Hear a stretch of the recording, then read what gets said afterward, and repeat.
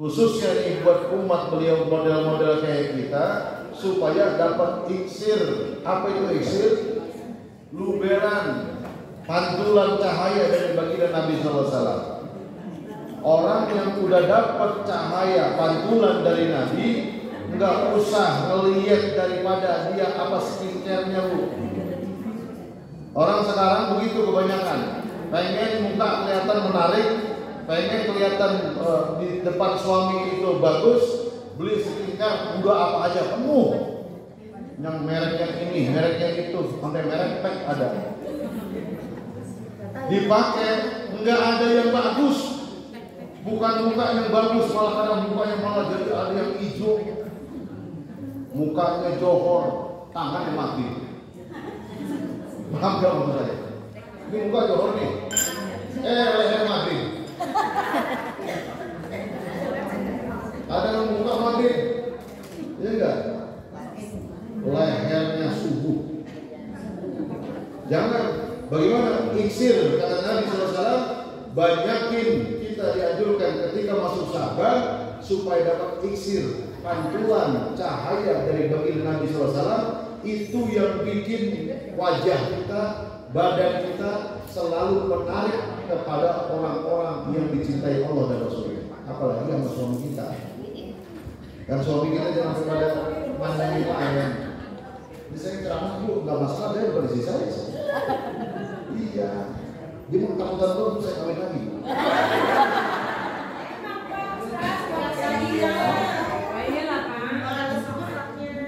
Masalahnya berbeda. Kan kalau orang tuh kalau cerita di mana-mana di luar dalam istri ya. Kalau saya mah enggak, mending depan istri langsung. Sebab kenapa? Kalau di belakang biasanya itu ada cuma bohongin istri dulu, mendingan depan sekalian. Itu tandanya orang yang sayang sama istri.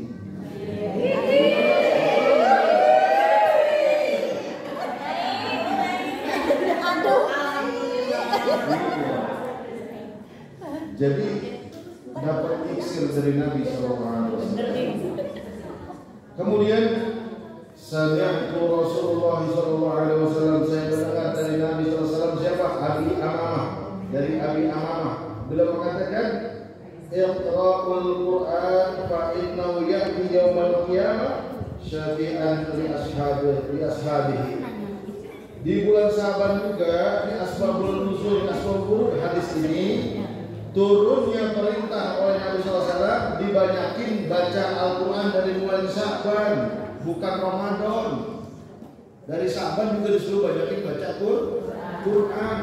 Karena kata Nabi, Al-Quran nanti dibangkitin di hari kiamat, jadiin penolong, jadi syafaat kepada orang yang ahli Quran, orang yang berkumpul dengan Quran, orang yang tiap hari jangan pegang HP mulu, megangnya Al-Quran. Yang di HP boleh nggak Pak Ustaz? Boleh. Tapi ingat Bu, Al-Quran walaupun yang di HP, ibu harus tetap punya wudu. Ya, ini misalkan HP ini, HP kita lagi belum dibuka aplikasi Qurannya, itu nggak punya wudu nggak masalah. Ibu bawa ke toilet juga nggak masalah. Mau bawa apa berenang silahkan. Enggak Bu, ada zaman sekarang tuh orang-orang HP dibungkus, iya enggak? Saya dulu tuh HP apa gorengan dibungkus tuh, dibawa dalam sama dia. Ya, jadi Al-Quran yang ada di HP, selama itu Al-Quran aplikasinya belum dibuka, nggak punya wudhu, nggak apa-apa. Tapi kalau aplikasinya dibuka, kemudian timbul itu Al-Quranul Karim, maka itu dosa. Kenapa? Karena nggak ada wudhu. Jadi kalau bawa Quran, tetap saya peringatin mendingan kita punya wudhu.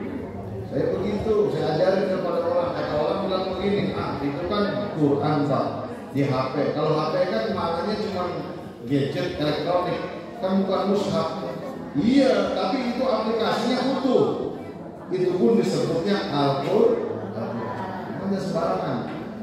Ya, disuruh oleh Nabi di bulan Syaban karena turunnya ini Al-Quran, asbabul wurudnya itu Al-Quran disuruh banyak-banyak dibaca di bulan Syaban. No, itu Al-Quran. Sekarang kita minta tolong sama orang nggak bisa. Di hari kiamat kita tolong sama guru kita, kalau guru kita nggak ngakuin kita nggak bisa. Ibu punya guru ngaji, ibu nggak ngakuin kalau ibu muridnya, ibu nggak bisa dapat tolong dari beliau. Ibu punya teman ibu ini nggak suka dengan ibu. Ya padahal ibu pernah baik, tapi teman ibu nggak pernah mau, karena ibu mungkin pernah bikin hatinya kecewa, nggak jadi syafaat juga. Tapi Al-Quran, ya walaupun ibu lama nggak nyentuh Al-Quran, walaupun Al-Quran nggak bisa bicara sama ibu, tapi ibu tiap hari walaupun cuma baca Al-Fatihah aja bisanya megangnya Al-Quran. Di sini kata Nabi, syafi'an li ashabihi, jadi penolong buat orang yang bergelut berkawan dengan Al-Quran. Ya kata ibu-ibu, ya Pak Ustaz saya umur udah 60, udah 50, boro-boro baca Quran. Ya Bu, nggak usah takut orang yang nggak bisa baca Quran, dia punya Quran, dia baca cuma juz amma, bisanya cuma itu juga termasuk orang yang bersahabat dengan Al-Quran. Jangan takut. Saya mau umur udah 40 dan 60. 67 tahun sama Nabi, kenal agama umur segitu Bu. Tapi dia nggak pesimis tuh nenek-nenek tuh. Dia pengen belajar agama sama Nabi, pengen belajar Quran. 67 tahun baru kenal agama, 69 tahun hafal Quran, hafal hadis. Jadi nggak ada yang mustahil. Saya punya guru namanya Kiai Haji Komarudin Al-As. Beliau asli Madura. Pesantrennya Raudatul Ta'arifin di Cawang, cabangnya satu lagi di Lampung Timur. Guru saya namanya Kiai Haji Komarudin Al-As. Beliau punya istri Bu. Nih saya kasih cerita Bu. Istrinya ini hafizoh, hafal Quran, hafal hadis kurang lebih hampir 2 juta hadis. Berikut sanadnya. Tapi karena beliau pernah kecelakaan, ini saya kasih buat ibu-ibu supaya jangan putus asa. Kecelakaan, kemudian butuh darah. Darah beliau ini O golongannya. O itu susah. Suaminya enggak, yang lain anak-anaknya enggak. Akhirnya dapat donor darah nggak tahu dari mana. O dimasukin tanpa izin dulu dari suami di rumah sakit Cawang. Begitu dimasukin tuh darah, ya donor itu karena kurang darah, sembuh dia siuman, ditanya sama suaminya, kenal semuanya. Ternyata begitu disuruh pegang Al-Quran, satu huruf pun dia nggak tahu. Hadis yang 2 juta hadis berikut sanadnya sama sekali hilang. Al-Fatihah enggak hafal, Al-Ikhlas enggak hafal. Padahal beliau seorang hafiz, istrinya kiai, istrinya ulama. Begitu dicek segala macamnya, bukan otaknya yang bermasalah. Ternyata ada darah.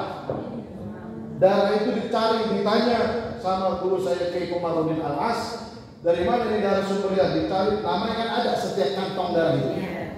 Ternyata mohon maaf, itu sumbangan dari orang-orang non-muslim. Masuk ke dalam badan ibu yang ahli Quran, ya, bikin ternyata jadi bikin lupa. Artinya ibu sekalian, hafalan terkadang bisa lupa bukan karena memang kitanya pikun. Bisa jadi ada kejadian sebab ini kisah nyata Allah. Dimasukin tuh darah sampai lupa dia hafalan Al-Quran. Makanya sekarang dia ngapal lagi, ulang lagi. Alhamdulillah sekarang umurnya udah 71, ya, sudah hafal kembali Al-Quran. Tapi sudah wafat kemarin 2019. Innalillahi wa inna ilaihi. Jadi ibu sekalian, umur yang tua sekalipun Ummu Salamah kenal agama 67 tahun, beliau bisa hafal Al-Qur'an. Ibu masa di bawah 67 kita kalah semangatnya sama nenek-nenek? Ayo kita semangat. Ini yang kamu kita.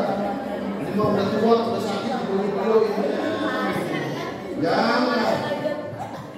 Ibu, ini umpama badan udah sakit, jangan begini Bu, tegak aja kita begitu. Nih, Maulana Habib Lutfi bin Yahya, beliau umur berapa? 70, 75 Bu. Masya Allah, gak mau kemana-mana itu. Gak jarang banget tidur sama dia. Waktu kemarin haul pamijahan. Iya, beliau ikut ada itu. Lagi di Pagentongan, saya hadir sampai jam 3 beliau ceramah itu. Masya Allah, umur segitu, padahal umur segitu sedang bahasa kitanya itu ada penyakit udah mulai muncul, yang badan udah mulai loyo. Tapi beliau nggak nunjukin. Padahal beliau juga kalau bilang sakit, sakit. Tapi beliau nggak nunjukin kalau sakit. Kita jangan sampai kalah sama guru-guru kita. Ayo yang lagi pada sekarang lagi sakit-sakit, jangan nunjukin sakitnya, gak ada aja Bu. Ibu sehat begitu. Ibu sehat Bu? Alhamdulillah begitu. Jadi doa, jangan bilang, aduh saya lagi batuk mulu, ya udah batuk terus. Ibu sehat. Jangan ada pikiran, mudah-mudahan, ya. Jangan pikiran sehat, saya mau yang pikirannya nanti kok bisa aja, jangan begitu. Biar sehat terus, insya Allah.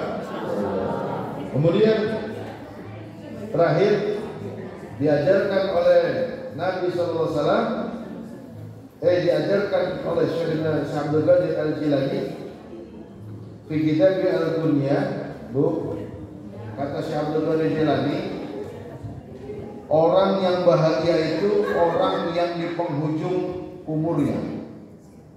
Jadi orang yang dimana ketika matinya husnul. Ibu mau husnul khotimah nggak Bu? Mau nggak? Caranya saya kasih tahu, mau nggak? Nih, kata Syekh Abdul Qadir Jilani, beliau langsung dari Nabi SAW. Jadi Syekh Abdul Qadir Jilani ini waktu beliau sedang di khalwat tempat wiridnya, yang ozo hadir Nabi SAW. Paling minim sekali. Jangan enggak. Jadi kalau kita lagi sekarat Bu, di rumah sakit nih, alhamdulillah ya, pasti semua sekarat Bu. Nggak ada manusia yang nggak sekarat. Pasti manusia semua dalam keadaan sekarat mau mati, pasti sekarat. Ini nanti begitu kita lagi sekarat, datang tuh malaikat Israel. Begitu beliau menyambut nyawa kita, Nabi Muhammad yang belain kita, beliau jadi khalifah, beliau yang nganterin kita. Jadi sama. Apa sholawatnya nih dari Nabi sendiri? Ikuti. Bismillahirrahmanirrahim. Allahumma salli ala sayyidina Muhammadin al-alil qadri al-azimil jahi wa ala alihi wa sahbihi wa sallim. Apa? Allahumma salli ala sayyidina Muhammadin al-alil qadri al-azimil jahi wa ala alihi wa sahbihi wa sallim. Allahumma salli ala sayyidina Muhammadin al-alil qadri al-azimil jahi wa ala alihi wa sahbihi wa sallim. Apa?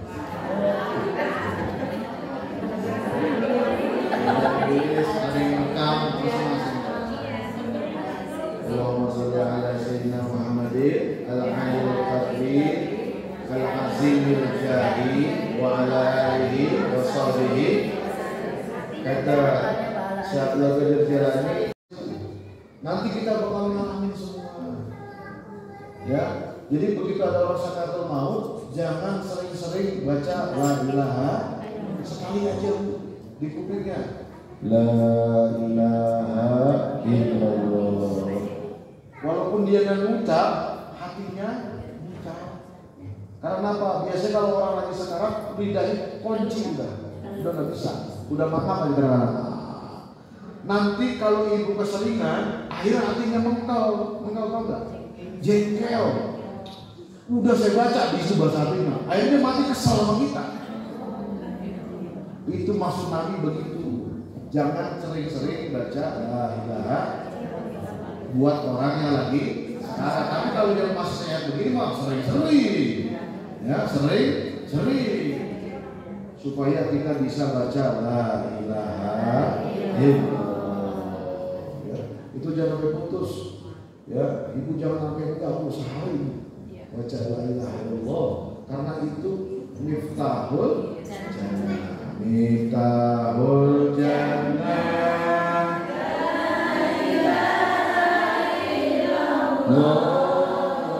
miftahul jannah, la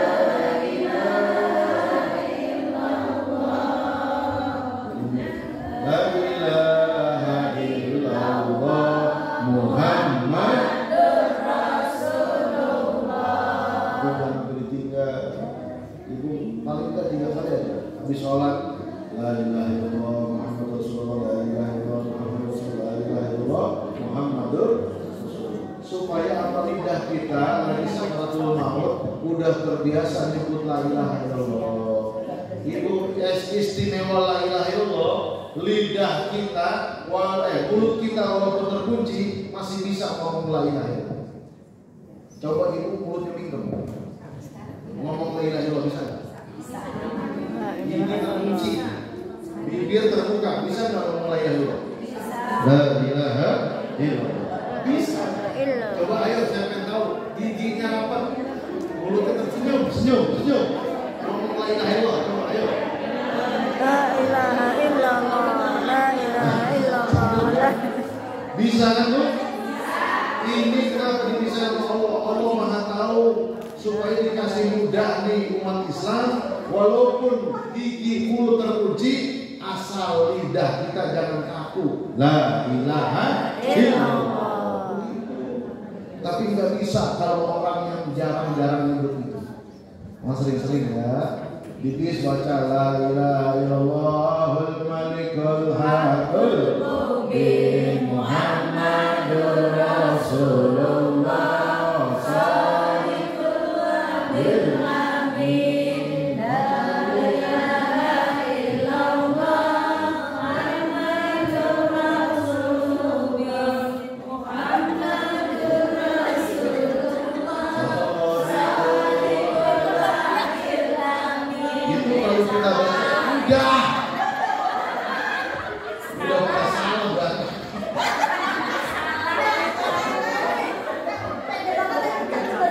Itu dibaca dulu, bikin hati senang, bener nggak? Iya.